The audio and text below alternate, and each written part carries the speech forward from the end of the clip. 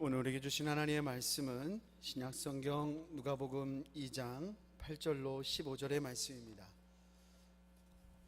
신약성경 89쪽의 말씀 제가 봉독하겠습니다.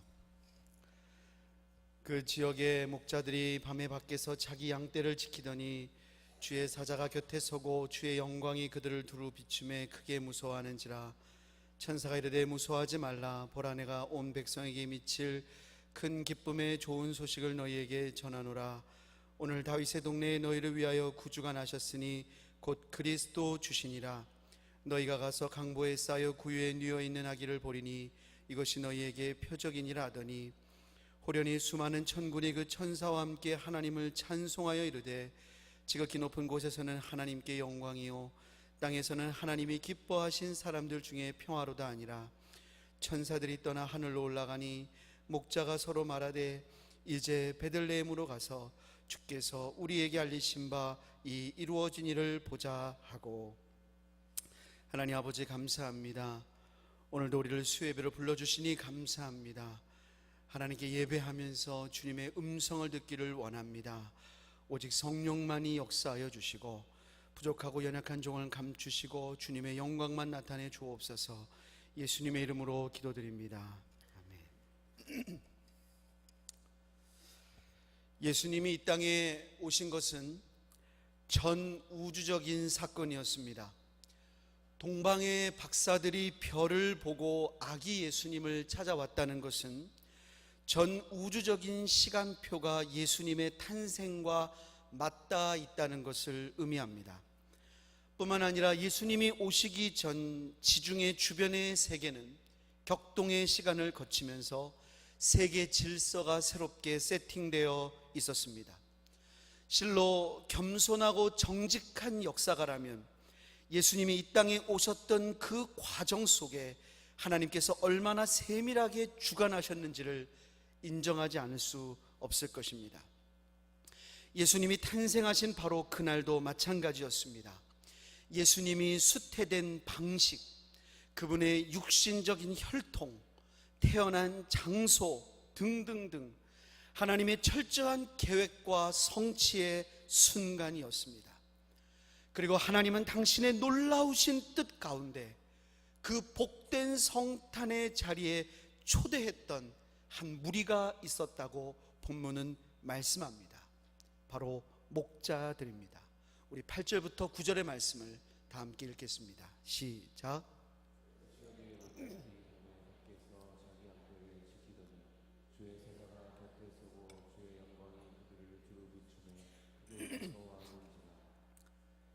유대 사람들에게 목자라는 직업은 천한 것이었습니다. 사회적인 계층의 마지막 위치를 차지하는 사람들이 바로 이 목자였습니다.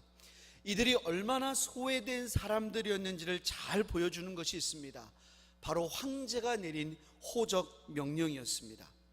성경의 누가복음 1장에 2장 1절에 나오는 가이사 아구스도, 그는 역사상 시저 아우구스투스라고 불리우는 로마의 제1대 황제였습니다. 그는 천하로 다 호적을 올리라는 명을 내렸습니다. 황제 중심의 집권 체제를 견고하게 하기 위해서 우선적으로 필요한 것이 백성들의 정확한 인적 사항을 파악하는 것이기 때문입니다. 그래야 세금을 걷어도 여러 가지 정책도 효과적으로 집행할 수 있었을 것입니다. 이러한 황제의 명령이 얼마나 엄중하고 예외가 없었는지요. 만삭이 된 마리아도 예외가 없었습니다. 만삭인 몸을 이끌고 남편 요셉과 함께 자신의 본적지인 유대 베들레헴으로 왔던 것입니다. 아마 많은 사람들이, 이 두 부부만이 아니라 많은 사람들이 황제의 명령을 따라서 막 이동하는 매우 분주한 때였을 것입니다. 그러나 이 목자들은 아무 데도 가지 않았습니다. 왜 그랬을까요? 이들이 감히 황제의 명령을 거역했을 리는 없습니다. 그렇다면 이들이 아무 데도 가지 않았던 진짜 이유는 바로 그곳이 그들의 고향이었기 때문입니다. 본인만이 아니라 본인의 아버지, 그리고 그 아버지인 할아버지, 그리고 증조 할아버지, 그리고 고조 할아버지, 그 대대로 그 고향, 그 시골을 떠나지 못한 채 양을 치며 한평생 살아가는 사람들, 그들이 바로 이 목자였습니다. 시골뜨기.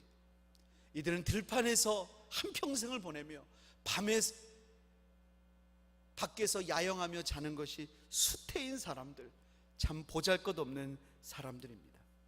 그런데 하나님이 보내신 천사는 바로 이들을 찾아갔다는 것입니다.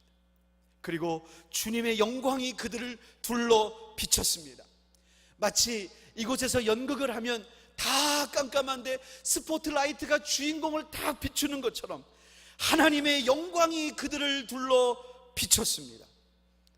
사랑하는 여러분, 하나님은 당신의 아들 예수님을 이 땅에 보내신 바로 그날에 이 목자들을 지금 부르고 계신 것입니다. 사랑하는 여러분, 이미 말씀드린 대로 예수님의 탄생은 하나님의 매우 세밀하고 정확한 약속의 성취였습니다. 그렇게 완벽하게 계획된 그 자리에 초대된 대상이 여러분 우연이었겠습니까? 하나님께서 아무나 초청하셨겠습니까? 아닙니다. 이 초대는 하나님의 철저한 계획이었습니다. 그래서 14절을 보면 천사들은 이렇게 노래합니다. 지극히 높은 곳에서는 하나님께 영광이요, 땅에서는 하나님이 기뻐하신 사람들 중에 평화로다. 무슨 말입니까? 바로 당신들을 하나님이 기뻐하셨습니다.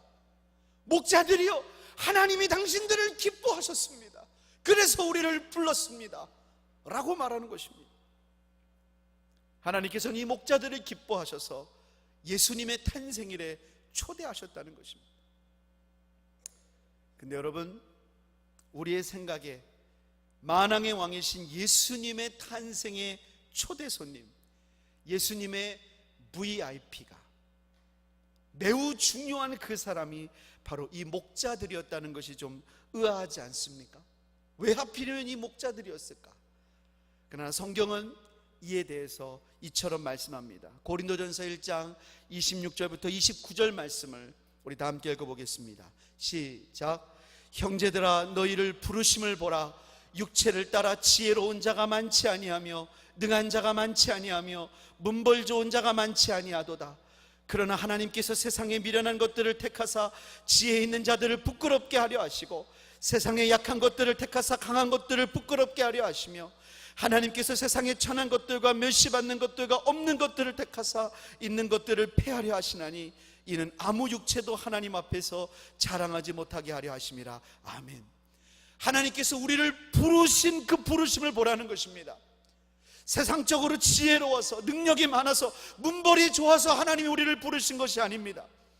오히려 하나님께서는 세상에 미련한 것들을 택하사 지혜 있는 자들을 부끄럽게 하려 하시고 세상에 약한 것들을 택하사 강한 것들을 부끄럽게 하려 하시며 하나님께서는 세상에 천한 것들과 멸시받는 것들과 없는 것들을 택하사 있는 것들을 폐하려 하신다는 것입니다.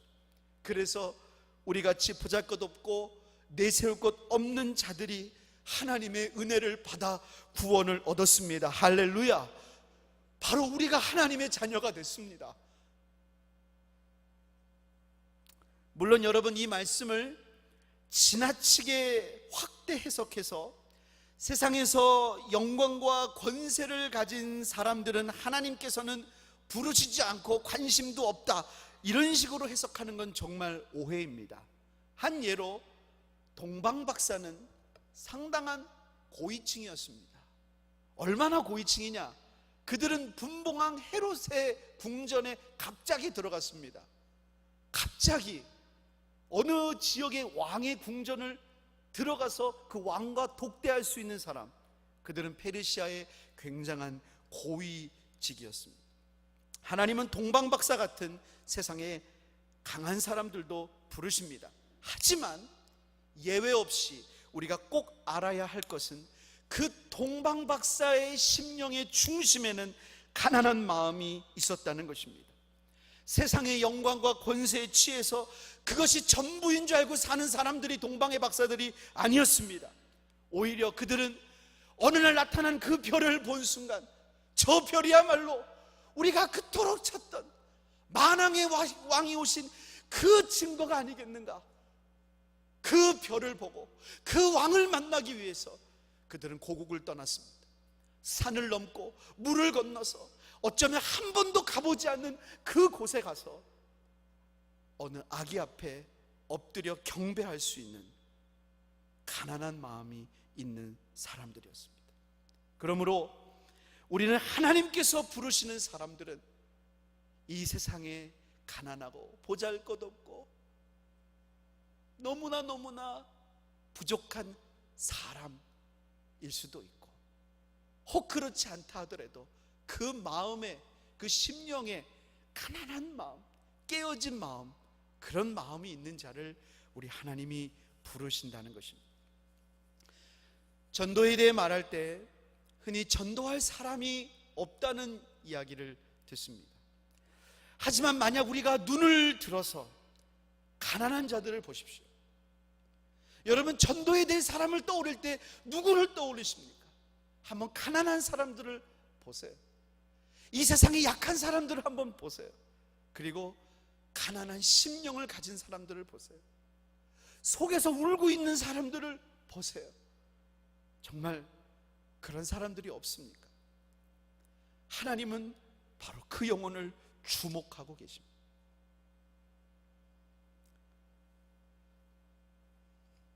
우리 목사님께서 올해 3월부터 병원 사역을 시작하라는 귀한 사명을 받고 귀한 사역자들과 함께 매주 수요일마다 큰사랑 요양병원에서 수요 환우 예배를 섬기고 있습니다. 매주 40명 정도 중증 어르신들이 모입니다. 근데 여러분, 3시 반에 예배가 있는데요, 제가 3시에 가도 한 20명 정도가 앉아 계십니다. 제가 처음 그 예배 갈 때 간호사가 저에게 부탁한 말은, 이분들은 너무나 중증이기 때문에 30분을 앉아 있으면 허리에 무리가 오는 분들이라고 얘기했어요. 근데 그분들은 우리가 오시기 30분 전, 그 전부터 와 계셔요. 그리고 함께 예배를 드리고 적어도 1시간 이상 그 예배를 드리고 그리고 가세요. 어떻게 보면 세상 사람들이 보기엔 주목하지 못할 이들일 수 있지만, 저는 그 예배를 드릴 때마다 하나님이 이분들을 얼마나 주목하고 계시는지를 제가 자주 느낍니다. 하나님의 눈은 약하고 가난한 자들, 그 가난하고 깨어진 심령을 주목하고 계십니다. 사랑하는 여러분, 하나님이 주목하고 계시는 이 시대의 영혼들이 누구일까요? 여러분과 제 주변에 하나님이 주목하고 계신 우리의 목자들은 누구일까요? 우리는 그것을 조용히 묻고 들어야 할 것입니다. 왜냐하면 2000년 전에는 하나님께서 천사들을 보내서 그들을 부르셨습니다. 근데 이제는 천사를 부르지 않으셔요. 이제는 천사를 부르지 않으십니다. 오히려 그 직분을 우리에게 맡기셨습니다. 자, 우리 한번 하나님 말씀 읽어보겠습니다. 고린도후서 5장 18절 19절입니다 18절 19절 시작. 모든 것이 하나님께로서 났으며 그가 그리스도로 말미암아 우리를 자기와 화목하게 하시고 또 우리에게 화목하게 하는 직분을 주셨으니 곧 하나님께서 그리스도 안에 계시사 세상을 자기와 화목하게 하시며 그들의 죄를 그들에게 돌리지 아니하시고 화목하게 하는 말씀을 우리에게 부탁하셨느니라. 여러분, 하나님과 화목하셨습니까? 여러분, 구원 받으셨습니까? 하나님을 아버지라고 부릅니까? 여러분, 하나님하고 원수입니까? 아직도? 하나님하고 원수이면 그 직분 안 받은 거예요. 근데 하나님을 내가 아버지라고 불러요. 하나님께 날마다 나가서 기도해요. 내가 힘든 일 있으면 제일 먼저 생각나는 분이 하나님이에요. 그럼 여러분, 하나님과 화목된 자잖아요. 하나님과 화목된 모든 자에게 주신 직분이 있어요. 이제 다른 사람도 하나님과 화목하게 만드는, 화목하게 하는 직분입니다. 그리고 우리 손에 들려주신 것이 화목하게 하는 말씀이에요. 이 말씀 복음은 천사에게 주지 않았습니다. 천사를 위해서 예수님이 돌아가시지 않았거든요. 천사를 위해 예수님이 죽고 부활하신 것이 아니거든요. 천사를 위해서 예수님께서 피 흘리신 것이 아니거든요. 우리를 위해서 피 흘리셨습니다. 그래서 우리에게 그 직분을 주시고 우리에게 그 복음을 맡기셨습니다. 그러므로 천사도 우리를 흠모한다니까요. 이 직분을 흠모한다니까요. 그러므로 이 시대의 목자에게는 하나님 천사 보내달라고 그러면 안 됩니다. 누가 가야 되냐? 여러분이 가셔야 됩니다. 할렐루야. 여러분이 이 시대의 목자들을 찾아가야 될 천사들입니다. 우리 한번 좌우 바라보면서 이렇게 인사하겠습니다. 알고 보니 천사셨군요. 시작. 알고 보니 천사. 왜 이렇게 어깨가 간지러운가 했더니 날개가 나려고 그랬군요.